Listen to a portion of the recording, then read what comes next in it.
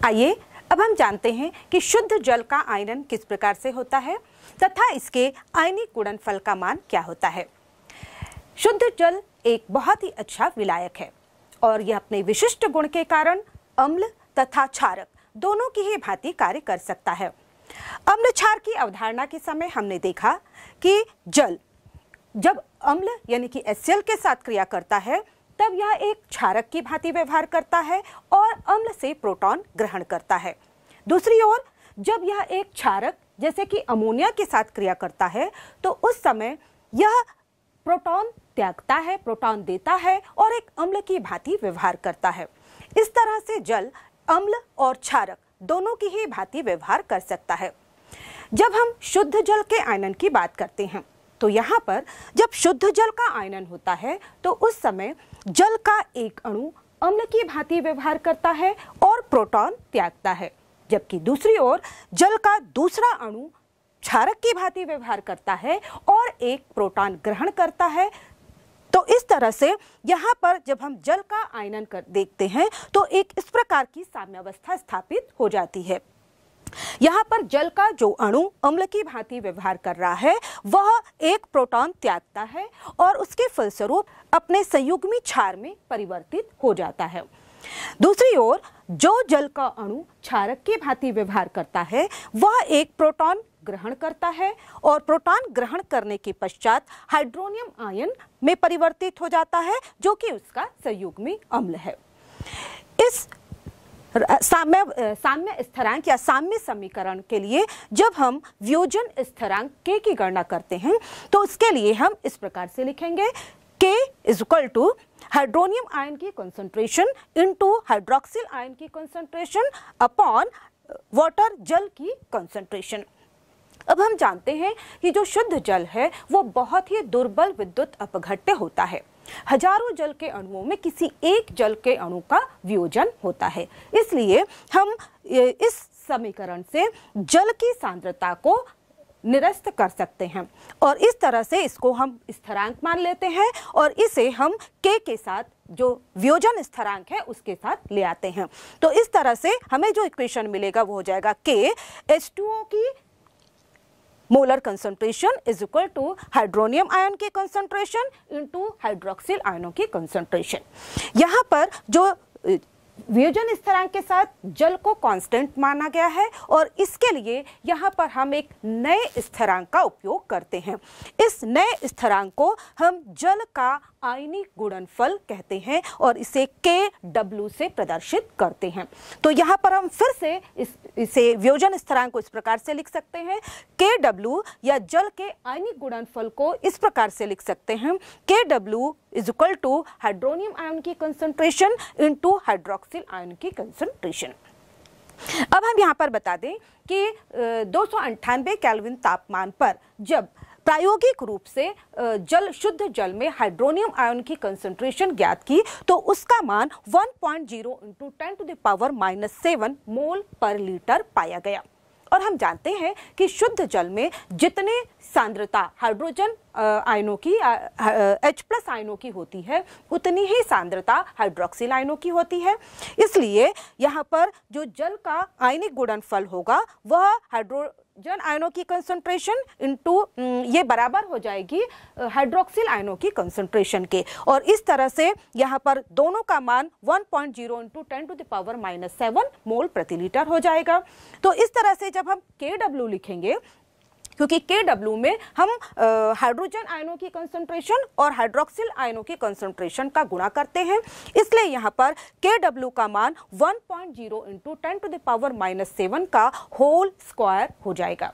और इस तरह से जल के आयनिक गुणनफल का मान हमें जो प्राप्त होगा वह होगा 1.0 इंटू 10⁻⁻14 मोल पर लीटर का स्क्वायर। तो इस तरह से हम शुद्ध जल का आयनिक गुणनफल प्राप्त कर लेते हैं। अभी तक हमने जल के आयनन स्थिरांक के विषय में जाना। हमने देखा कि जल का आयनिक गुणनफल Kw ये बराबर होता है 1 इंटू 10⁻⁻14 मोल पर लीटर का होल स्क्वायर। अब यहाँ पर हम देखें कि जो Kw है एक साम्यावस्था स्थिरांक है और साम्यावस्था स्थिरांक का मान तापमान पर निर्भर करता है। जैसे जैसे तापमान बढ़ता है Kw की वैल्यू बढ़ती है। ऐसा इसलिए क्योंकि यहाँ पर जो आयनों की वियोजन की मात्रा है वो बढ़ जाती है, यानी कि अल्फा का वैल्यू बढ़ जाती है। आइए अब हम जानते हैं कि निश्चित तापमान यानी कि 25 डिग्री सेंटीग्रेड या 298 केल्विन पर Kw की वैल्यू क्या होगी।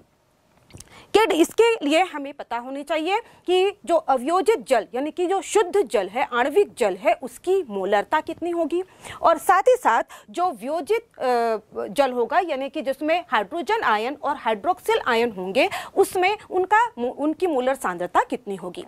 तो सबसे पहले हम जानते हैं कि जल की मोलरता कितनी होती है। यहाँ पर हम जानते हैं कि जो जल का घनत्व है, जो शुद्ध जल का घनत्व होता है वह होता है 1000 ग्राम पर लीटर, या हम ये भी लिख सकते हैं कि 1 ग्राम पर मिलीलीटर। और साथ ही साथ जो जल का मोलर द्रव्यमान होता है वह होता है 18.0 ग्राम। ये वैल्यू तो हमें पता है। अब हम इसकी सहायता से ज्ञात करेंगे जल की मोलरता। तो सबसे पहले हम मोलों की संख्या निकालते हैं। तो मोलों की संख्या यहाँ पर हम जानते हैं कि जो द्रव्यमान होगा वो हो जाएगा 1000 ग्राम और इसका डिवाइडेड बाय हो जाएगा मोलर मास। यहाँ पर कैलकुलेट करने पर जो हमें वैल्यू आएगी या मोलों की संख्या मिलती है वो हो जाती है 55.56। ये मोल है। और इस तरह से चूंकि हमें मोलों की संख्या पता हो गई है तो इतने मोल जितने 1 लीटर विलयन में उपस्थित होंगे उसके आधार पर हम इसकी मोलरता निकाल लेते हैं। तो यहाँ जो मोलों की संख्या है वो 56.56 है और लीटर में आयतन जो होगा वो 1 लीटर होगा और इसलिए यहाँ पर जो मोलरता आएगी वह भी आ जाएगी 55.56। तो यहाँ पर जो शुद्ध जल की मोलरता है, जो आणविक जल है, उसकी मोलरता होती है 56.56 और ये जो मोलरता है वो होती है 296 केल्विन तापमान पर। और हम जानते हैं कि जो वियोजित जल होता है, जब जल का वियोजन होता है तो ये H पॉजिटिव आयन और OH नेगेटिव आयन देता है। तो यहाँ पर जो मान लीजिए हम केवल H पॉजिटिव आयन की बात करें तो यहाँ पर इसकी जो मोलर सांद्रता होती है वो प्रैक्टिकली जो प्रायोगिक रूप से निकाली गई है वह होती है 10⁻⁻⁷। और क्योंकि हम जानते हैं कि जो जल में हाइड्रोजन आयनों की सांद्रता और हाइड्रोक्सिल आयनों की सांद्रता दोनों का जो गुणनफल होता है वह होता है 10⁻⁻14 मोल पर लीटर। तो इस तरह से यहाँ पर हम जब एक तरफ लेते हैं जल का जो वियोजन होगा तो शुद्ध जल की मोलर सांद्रता और यहाँ पर रिवर्सिबल वियोजित जल की मोलर सांद्रता। तो शुद्ध जल की मोलर सांद्रता हमारे पास है 55.56 मोल पर लीटर, जबकि जो वियोजित जल जैसे कि इसमें उपस्थित है हाइड्रोजन आयन, इनकी जो सांद्रता होगी वह होगी 10⁻⁻7 मोल पर लीटर। अब इस तरह से यहाँ पर जब हम Kw निकालेंगे यानी कि इन दोनों सांद्रताओं का जब हम अनुपात निकालते हैं तो यहाँ पर हमें प्राप्त होगा Kw = 10⁻⁻7 डिवाइडेड बाय हो जाएगा 55.56 और इस तरह से जब हम इसकी कैलकुलेट करेंगे तो वैल्यू हमें मिलती है वह है 1.8 × 10⁻⁹। तो यहाँ पर हम देख रहे हैं कि Kw यानी कि जल के जो साम्यावस्था स्थिरांक है उसका मान काफी कम 1.8 × 10⁻⁹ आ रहा है। और हमने जो साम्यावस्था का जब अध्ययन हम कर रहे थे, Kc के साम्यावस्था स्थिरांक के वैल्यू का जब हम अध्ययन कर रहे थे तो हमने देखा था कि जब साम्यावस्था स्थिरांक की वैल्यू 10⁻³ या उससे कम होती है तो जो अभिक्रिया की दिशा है वह अभिकारकों की तरफ यानी कि बैकवर्ड दिशा में चलती है। तो इसीलिए चूंकि यहाँ पर जल के आयनिक स्थिरांक या साम्यावस्था स्थिरांक की वैल्यू काफी कम होती है और इसीलिए यहाँ पर जो अभिक्रिया है वह उत्पाद की ओर न जाकर अभिकारकों की ओर रहती है, यानी कि अवियोजित जल H2O की तरफ यह निर्देशित होती है। और यही वजह है कि 298 केल्विन पर या 25 डिग्री सेंटीग्रेड तापमान पर जो जल है वह लगभग अवयोजित रहता है या उसकी बहुत ही कम मात्रा वियोजित होती है और इसीलिए जल जो है एक दुर्बल विद्युत अपघट्य होता है। अब यहाँ पर हम एक बात और कह दें कि किसी भी विलयन में जो भी विलयन होता है, चूंकि जल में H+ आयन और हाइड्रोक्सिल आयन दोनों ही उपस्थित होते हैं और इसका वियोजन बहुत ही कम होता है, लेकिन यदि इसमें हम कोई अम्ल मिला देते हैं तो वहां पर हाइड्रोजन आयन की सांद्रता बढ़ जाती है। दूसरी ओर यदि हम इसमें कोई क्षार मिला देते हैं, बेस मिला देते हैं, तो यहाँ पर हाइड्रोक्सिल आयनों की सांद्रता बढ़ जाती है। यहाँ पर किसी भी, हम कह सकते हैं कि किसी भी इलेक्ट्रोलाइट के जब हम जलीय विलयन बनाते हैं तो उसमें उपस्थित हाइड्रोजन आयन की सांद्रता के आधार पर हम ये नहीं कह सकते कि विलयन अम्लीय होगा, या फिर उसमें यदि हाइड्रोक्सिल आयन उपस्थित है तो हम ये भी नहीं कह सकते कि वह क्षारीय होगा, क्योंकि किसी भी इलेक्ट्रोलाइट के जलीय विलयन में हाइड्रोक्सिल आयन एवं हाइड्रोजन आयन दोनों ही उपस्थित होते हैं। यदि हमें उस विलयन के अम्लीयता या क्षारीयता का पता करना है तो हमें उसमें उपस्थित हाइड्रोनियम आयन की सांद्रता और हाइड्रोक्सिल आयन की सांद्रता के सापेक्षिक मान को पता करना होता है। यदि विलयन में हाइड्रोनियम आयन की सांद्रता अधिक होती है हाइड्रोक्सिल आयन की तुलना में, उस स्थिति में वह विलयन अम्लीय हो जाता है। दूसरी ओर यदि हाइड्रोनियम आयन के सापेक्ष यदि हाइड्रोक्सिल आयनों की सांद्रता अधिक हो जाती है तो वह विलयन क्षारीय होता है। इसी तरह से यदि हाइड्रोनियम आयन और हाइड्रोक्सिल आयन दोनों की सांद्रता लगभग बराबर हो जाती है, उस स्थिति में विलयन उदासीन हो जाता है। तो यहाँ पर किसी भी इलेक्ट्रोलाइट विद्युत अपघट्य के जलीय विलयन की अम्लता या क्षारकता हमें उसमें उपस्थित हाइड्रोजन आयन की सांद्रता या हाइड्रोक्सिल आयन की सांद्रता के आधार पर ही हम बता सकते हैं।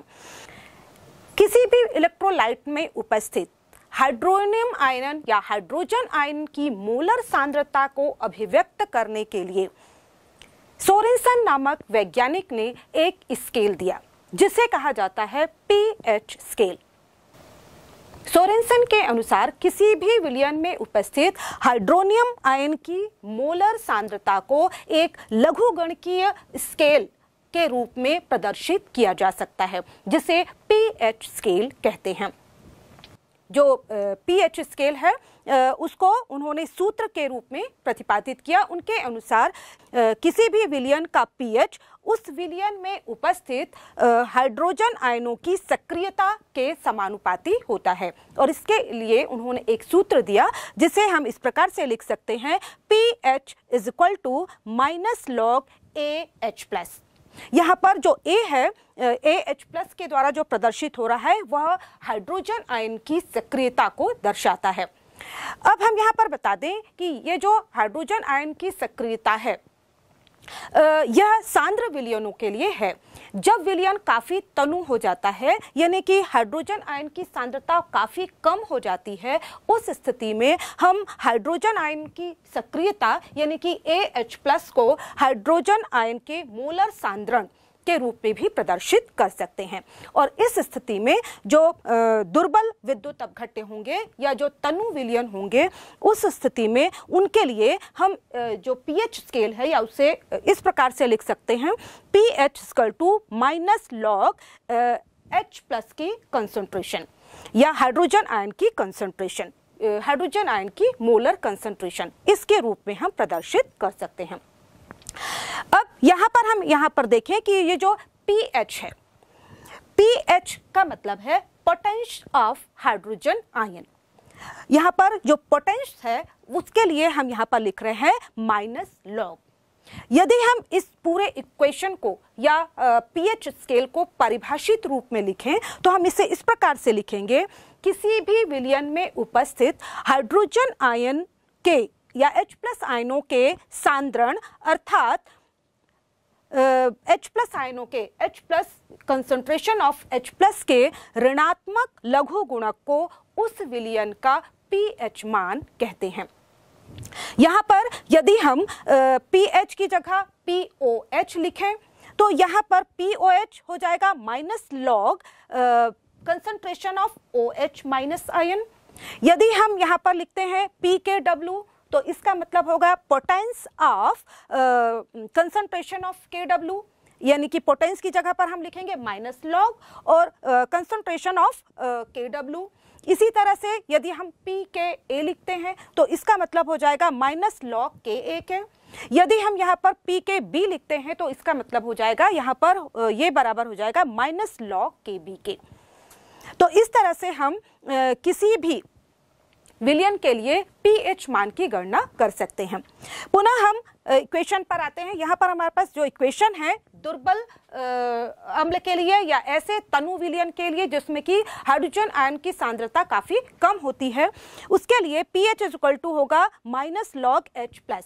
हम इसे इस तरह से भी लिख सकते हैं, यदि हम लॉग के सामने जो माइनस है उसको हटा दें तो यहाँ पर हम लिख सकते हैं pH is equal to log 1/H plus, concentration of H plus. तो यहाँ पर या फिर हम इसे इस तरह से भी लिख सकते हैं, यदि हम हाइड्रोजन आयन की सांद्रता ले लें तो concentration of H plus is equal to हो जाएगा लॉग 1/pH। इस तरह से भी हम लिख सकते हैं, या हम इसे इस तरह से भी लिख सकते हैं concentration of H plus ion is equal to log की पावर माइनस pH। और हमने बताया कि यहाँ पर जो H प्लस है वहाँ पर जो लॉग है वह 10 के आधार पर लघु गुणक के बराबर है। तो इसलिए हम यहाँ पर ये भी लिख सकते हैं concentration of H plus is equal to 10 to the power minus pH। इसका मतलब ये हुआ कि जब हम किसी भी विलयन में उपस्थित हाइड्रोनियम आयन या हाइड्रोजन आयन की सांद्रता को व्यक्त करने के लिए 10 के आधार पर जो भी ऋणात्मक घात लगाते हैं उसके संख्यात्मक मान को ही हम pH कहते हैं। जैसे कि यदि हम यहाँ पर ले लें H plus concentration of hydronium ion is equal to 10 to the power 0, तो यहाँ पर हमने हाइड्रोनियम आयन की कंसंट्रेशन को अभिव्यक्त करने के लिए 10 के ऊपर 0 घात लगाया है। तो इसका मतलब ये हुआ कि उस विलयन का pH 0 होगा। इसी तरह से यदि यहाँ पर हम H प्लस की कंसंट्रेशन को व्यक्त करने के लिए 10 के आधार पर घात लगाते हैं -1, तो वहाँ पर क्योंकि हमने 10 के ऊपर -1 घात लगाया है तो उसका संख्यात्मक मान यानी कि 1 यही उस विलयन का pH होगा। इसी तरह से यदि हम यहाँ पर ले रहे हैं हाइड्रोजन आयन की कंसंट्रेशन को अभिव्यक्त कर रहे हैं is equal to 10 to the power -2 से, तो इसका जो pH वैल्यू हो जाएगी वो 2 हो जाएगी। यदि हम H प्लस की कंसंट्रेशन को अभिव्यक्त कर रहे हैं 10 टू द पावर -5 से, यानी कि उस विलयन की pH 5 हो जाएगी। इसी तरह से यहाँ पर हम कंसंट्रेशन को यदि 10 टू द पावर -14 से अभिव्यक्त करते हैं तो उस विलयन की pH हो जाएगी 14। तो इस आधार पर हम कंसंट्रेशन, हाइड्रोजन आयन की कंसंट्रेशन और उसके pH को आपस में रिलेट कर सकते हैं।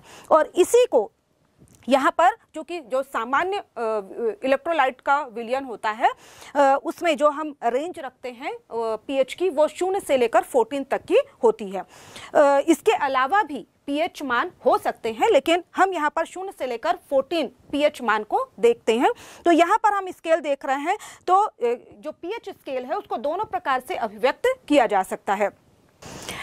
अब हम जानते हैं कि जो शुद्ध जल होता है उसकी 298 केल्विन तापमान पर उसमें हाइड्रोजन आयन की सांद्रता यानी कि concentration of H plus is equal to होता है 10 टू द पावर -7 मोल पर लीटर, यानी कि यहाँ पर उसका pH मान हुआ 7। तो इस तरह से हम देख सकते हैं कि जो pH 7 होगा उस समय जो हाइड्रोजन आयन की कंसंट्रेशन यानी 10 टू द पावर -7 होगी वह स्थिति उदासीन अवस्था को दर्शाती है। तो इस तरह से हम स्केल यहाँ पर इसको लिख सकते हैं कि जो 10 to the power -7 hydrogen ion की सांद्रता की दृष्टि से यदि हम देखें तो यहाँ पर हाइड्रोजन आयन की सांद्रता जब 10 टू द पावर -7 होगी उस स्थिति में यह उदासीन स्थिति को दर्शाती है, या यहाँ पर जो pH वैल्यू 7 है वह इसकी उदासीन स्थिति को दर्शाती है।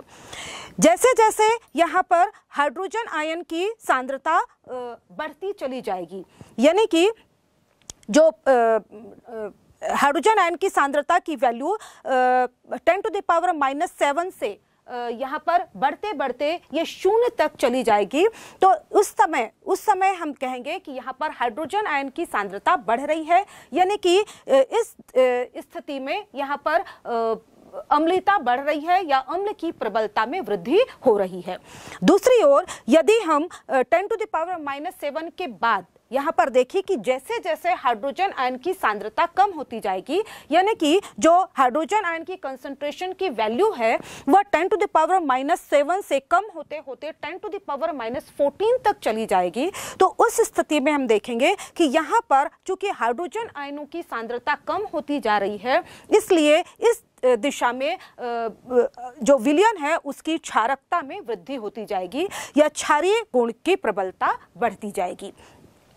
तो इस तरह से हमारे पास जो स्केल तैयार होता है वह दर्शाता है कि जो pH 7 है वह उदासीन स्थिति को दर्शाता है, जबकि जो pH 0 से लेकर 7 तक है उसके पहले वाले जो pH रेंज हैं वह अम्लीय प्रवृत्ति को दर्शाते हैं, जबकि 7 के बाद ये 7.1 से लेकर pH वैल्यू 14 तक की जो रेंज है वह क्षारीयता को दर्शाती है। तो इसके आधार पर हम सोरेनसन के pH स्केल के आधार पर किसी भी विलयन में उपस्थित हाइड्रोजन आयन की सांद्रता की गणना करके हम उस विलयन के pH मान को ज्ञात कर सकते हैं। यहाँ पर एक बार हम जल के आयनिक गुणनफल पर फिर से ध्यान देते हैं। हम जानते हैं कि 298 केल्विन पर जो जल का आयनिक गुणनफल यानी कि Kw का बराबर ये होता है हाइड्रोनियम आयन की कंसंट्रेशन इनटू हाइड्रोक्सिल आयन की कंसंट्रेशन, और इसकी जो वैल्यू आती है वो होती है 10⁻⁻14। अब इस इक्वेशन में दोनों ओर यदि हम ऋणात्मक लघुगुणक लेते हैं तो यहाँ पर हमारे पास प्राप्त हो जाएगा जो Kw है वहाँ पर हो जाएगा -log Kw is equal to दूसरी तरफ हो जाएगा -log हाइड्रोनियम आयन की कंसंट्रेशन इनटू हाइड्रोक्सिल आयन की कंसंट्रेशन, और इनका जो टोटल वैल्यू होगा वो हो जाएगा -log 10⁻⁻14 के। पुनः इक्वेशन को हम आगे बढ़ाते हैं तो यहाँ पर हो जाएगा -log Kw is equal to, यदि हम अलग अलग कर लें तो यहाँ पर हो जाएगा -log हाइड्रोनियम आयन की कंसंट्रेशन -log हाइड्रोक्सिल आयन की कंसंट्रेशन, और ये बराबर हो जाएगी -log 10⁻⁻14 के।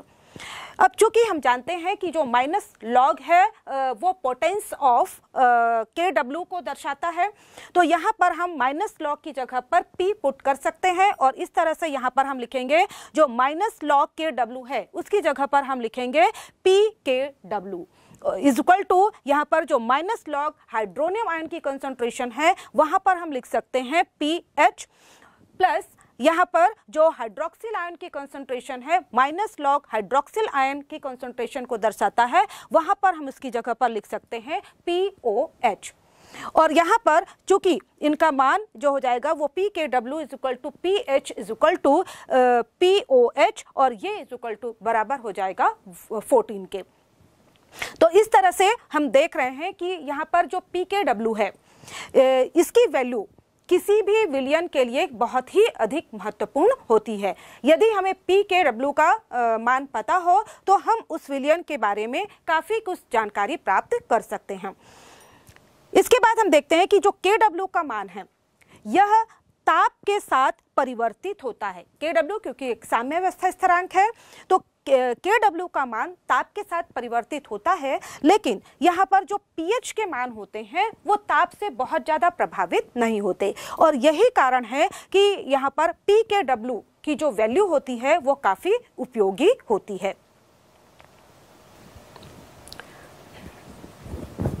तो इस तरह से सोरेनसन के pH स्केल के आधार पर हम किसी भी विलयन की, यदि हमें उसमें उपस्थित हाइड्रोजन आयन की सांद्रता पता हो तो हम उसकी सहायता से उसके pH की गणना कर सकते हैं। और हम जानते हैं कि जो pH वैल्यू है वो काफ़ी महत्वपूर्ण होती है, जैविक दृष्टि से भी और औद्योगिक दृष्टि से भी। पौधों की में होने वाली विभिन्न जो चयापचयी क्रियाएं हैं या जो मनुष्य के शरीर में होने वाली जो चयापचयी क्रियाएं हैं, ये सभी एक निश्चित पीएच पर ही होती हैं। इसी तरह से बहुत ही सारी जो रासायनिक अभिक्रियाएं हैं जिनका उपयोग औद्योगिक प्रक्रमों में होता है, वो भी एक निश्चित पीएच पर ही कार्य करती हैं। तो इसीलिए हमें कई बार जो विलयन है उसके पीएच का मापन करने की आवश्यकता होती है। प्रयोगशाला में हम जब पीएच का मापन करते हैं तो उसके लिए हम पीएच पेपर का उपयोग करते हैं, जो कि भिन्न भिन्न हाइड्रोजन आयन की सांद्रता में भिन्न भिन्न रंगों को प्रदर्शित करके पीएच के बारे में हमें जानकारी देते हैं। साथ ही साथ यदि भिन्न भिन्न हाइड्रोजन आयन की सांद्रता वाले हमारे पास विलयन है तो उनका पीएच की गणना करके हम उनकी तुलनात्मक अम्लता या क्षारीयता का पता लगा सकते हैं। आजकल 4 स्ट्रिप्स वाले 4 पट्टी वाले पीएच पेपर भी आते हैं, जो कि एक ही हाइड्रोजन आयन सांद्रता पर भिन्न भिन्न रंग देते हैं। इसके आधार पर जो पीएच मान ज्ञात होता है उसकी यथार्थता लगभग 0.05 के आसपास होती है। लेकिन यदि और भी अधिक यथार्थ एक्यूरेट पीएच का मापन करना होता है तो उसके लिए पीएच मीटर का उपयोग किया जाता है। आजकल बहुत ही एडवांस और छोटे छोटे पेन के आकृति के भी पीएच मीटर उपलब्ध हैं, जो कि काफ़ी यथार्थता के साथ, एक्यूरेसी के साथ लगभग 0.001 की यथार्थता के साथ किसी भी विलयन के पीएच का मापन कर पाते हैं। इसके अलावा ये जो पीएच एक्सप्रेशन है, यानी कि जो पीएच का सूत्र है, इसमें भी यदि हमें किसी भी विलयन में उपस्थित हाइड्रोजन आयन की सांद्रता पता हो तो हम उसकी सहायता से उस विलयन के पीएच की गणना कर सकते हैं। तो चलिए इसे हम एक उदाहरण के द्वारा समझते हैं। हमारे पास यहाँ पर एक उदाहरण है जिसमें दिया गया है कि एक पेय पदार्थ, इसके नमूने में हाइड्रोजन आयन की सांद्रता 3.8 इंटू 10⁻³ मोलर यानी कि मोल प्रति लीटर है। अब इस विलयन के पीएच की गणना हमें करनी है। तो हम जानते हैं कि जो पीएच एक्सप्रेशन है उसके लिए जो सूत्र है वो हम लिखते हैं pH = log concentration of H+ ion. अब यहाँ पर चूंकि हमें कंसंट्रेशन ऑफ H+ आयन दी गई है तो हम इस वैल्यू को यहाँ पर रखेंगे, तो यहाँ पर हमें हो जाएगा pH = log, यहाँ पर कंसंट्रेशन की जगह पर हम लिख देते हैं, ये हो जाएगा 3.8 इंटू 10⁻³ अब यहाँ पर दोनों ओर, चूंकि यहाँ पर जो वैल्यू है वो 3.8 इंटू 10⁻³ है, इसे हम इस तरह से और तोड़कर या अलग अलग करके भी लिख सकते हैं। तो यहाँ पर हम इसे लिखेंगे pH = log 3.8, इसे हमने अलग कर लिया है, प्लस log 10⁻³ तो इस तरह से यहाँ पर हम इसके अलग कर लेते हैं। अब यहाँ पर जो हमारे पास वैल्यू मिल रही है उसमें हम log 3.8, तो यहाँ पर जो log की वैल्यू है ये हम यहाँ पर पता करेंगे और ये जो वैल्यू आती है वो होती है 0.58, तो ये वैल्यू हम यहाँ पर रख देते हैं। इसी तरह से जो log 10⁻³ है तो ये कन्वर्ट होकर यहाँ पर हमें मिल जाएगी वैल्यू -3.0। तो यहाँ पर दोनों वैल्यू हमें मिल गई है। अब इसके बाद हम यहाँ पर फिर से इसे आगे कैलकुलेट करते हैं, तो ये हो जाएगा pH = चूंकि हमने दोनों को माइनस किया है, प्लस और माइनस माइनस हो जाएंगे और माइनस करने पर हमें जो वैल्यू मिलेगी वो होगी -2.42। यहाँ पर देखिए ब्रैकेट के बाहर भी माइनस है और ब्रैकेट के अंदर भी माइनस है, तो pH = माइनस कंसंट्रेशन, यहाँ पर जो ब्रैकेट के अंदर फिर से -2.42। यहाँ पर जो pH वैल्यू हो जाएगी वो हो जाएगी, यहाँ पर माइनस माइनस प्लस हो जाएंगे और यहाँ पर जो वैल्यू मिलेगी वो हमें मिलेगी वो होगी pH = 2.42। अब pH वैल्यू 2.42 ये दर्शाता है कि जो विलयन होगा वह एसिडिक होगा, अम्लीय प्रवृत्ति का होगा। तो इस तरह से यहाँ पर हम जो log की वैल्यू पता होनी हमें काफ़ी ज़रूरी है। तो आइए यहाँ पर हम कुछ मुख्य log वैल्यूज़ को पता करते हैं जो कि न्यूमेरिकल को सॉल्व करने के लिए बहुत ही आवश्यक होती हैं।